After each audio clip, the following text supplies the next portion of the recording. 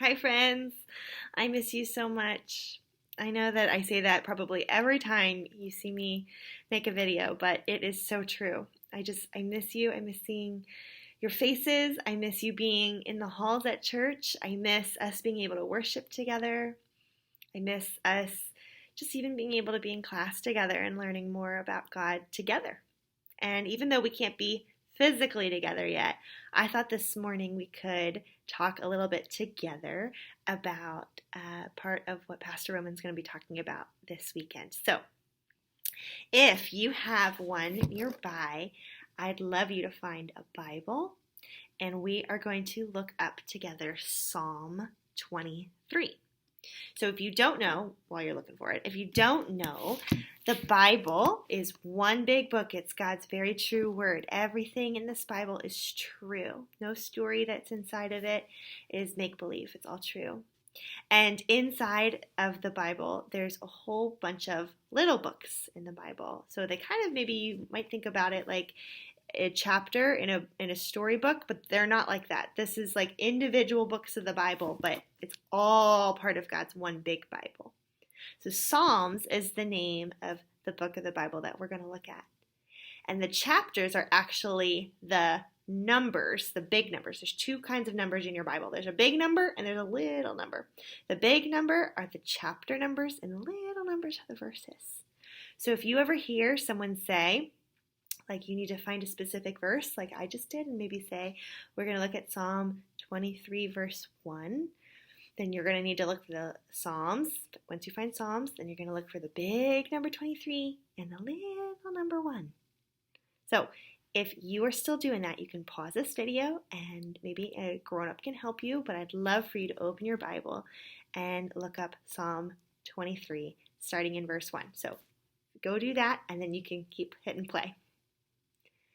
Once you're here, your Bible might sound a little bit different than my Bible because sometimes translations make the words just a smidge different, but the meaning is the same, okay? And I'm going to read, we're just going to look together at the first 4 verses in Psalm 23. I'm going to read it and you can follow along, okay? And then maybe you can take a turn reading it. Let's read. The Lord is my shepherd. I have all that I need. He lets me rest in green meadows. He leads me beside peaceful streams. He renews my strength. He guides me along right paths, bringing honor to his name. Even when I walk through the darkest valley, I will not be afraid, for you are close beside me. Your rod and your staff protect and comfort me. We're just going to look at those verses, but the whole psalm is only, I think, 2 verses longer. So if you wanted to read the whole thing, it's not much longer. But we're going to look at the first few verses because today, Pastor Roman's going to talk about, or on Sunday, depending on when you're watching this, Pastor Roman is going to be talking about how God is like our shepherd.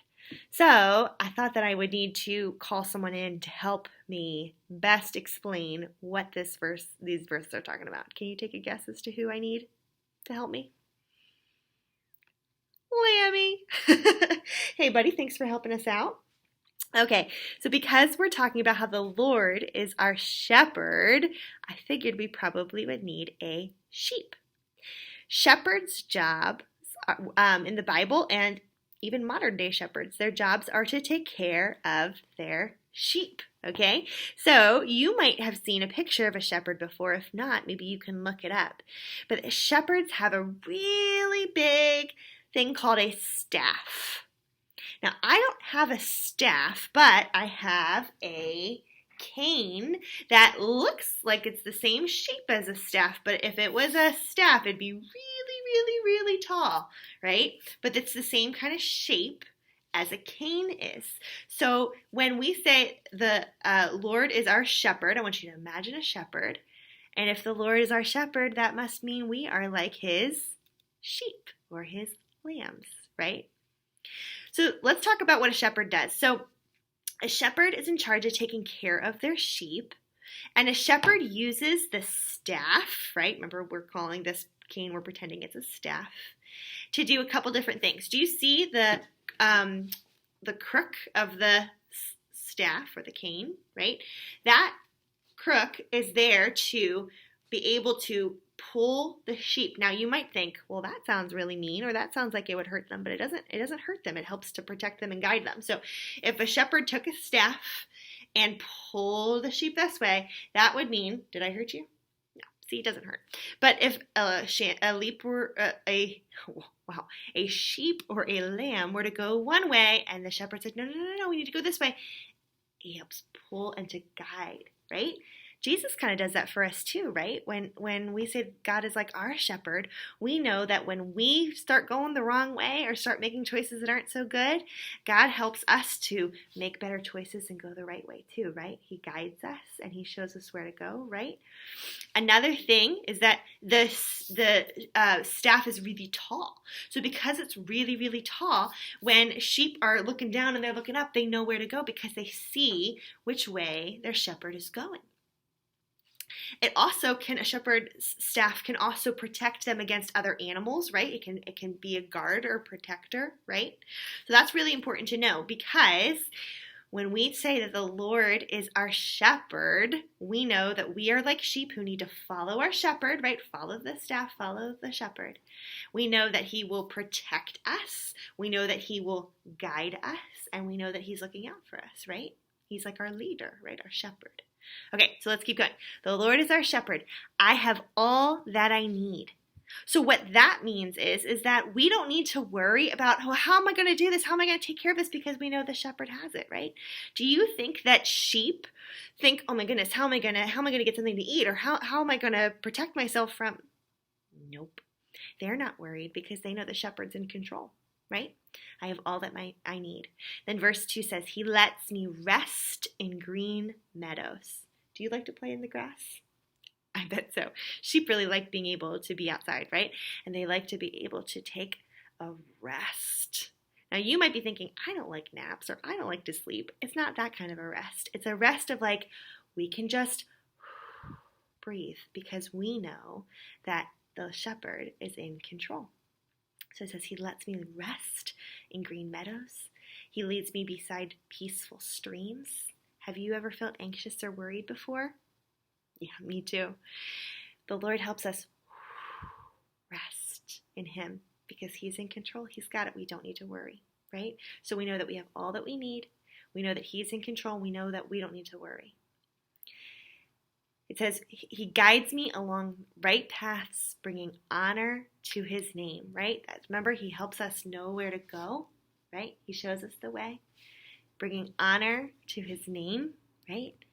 It says, even when I walk through the darkest valley, I will not be afraid, for you are close beside me. You might not be afraid of the actual dark, or maybe you are afraid of the actual dark. Are you afraid of the dark? Lammy's afraid of the dark, so maybe you are too. But what it's saying is that anytime you feel scared, anytime that things feel like, I don't know what's happening and I'm feeling a little worried about it, we know that we don't need to be afraid because God, our shepherd, is close beside us, right? A shepherd takes care of his sheep. He's close. He's always there. He's always there when we are feeling afraid. So we don't need to be afraid. Even when I walk through the darkest valley, I will not be afraid, for you are close beside me. And remember, it talks about that staff again. Your rod and your staff protect and comfort me, right? So when Pastor Roman talks about how the Lord is like our shepherd, we can trust and we can know that that means that because we are like sheep and he is like our shepherd, we are safe. He is in control.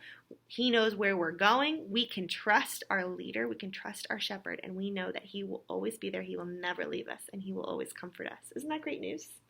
Yeah.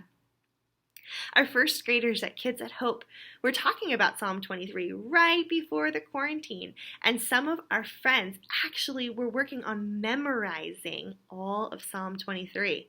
That's a big undertaking, right? Yeah, but you know what? Actually, a couple of our friends did it, and I'm so, so proud of them.